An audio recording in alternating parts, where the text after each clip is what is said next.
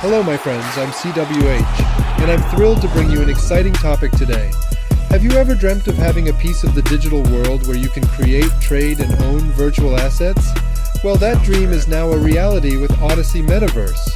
With Odyssey Metaverse, you can log in with your Polkadot.js wallet and bring your imagination to life by minting your very own metaverse world.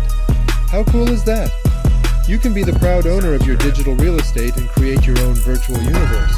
As a gamer, 3D artist, 3D model creator, and game developer, I've been busy working on my own virtual world, where I can showcase my NFT collections like rarest spaceships, metaverse lands, astropilots, budget spaceships, and sentinels. I'm building a massive trading plaza and NFT gallery where I can showcase my works and the works of my colleagues. You'll be able to trade your virtual assets like game avatars and virtual land assets with GameFi utility, and even craft your own NFT utility to get the best assets. The possibilities are truly endless. Now I know you're eager to explore my virtual world, but you'll need a fairly fast internet speed and a strong enough PC to do so. But don't worry, you can still give it a try on mobile. Although it's in its early stages, the Odyssey Metaverse is growing every day.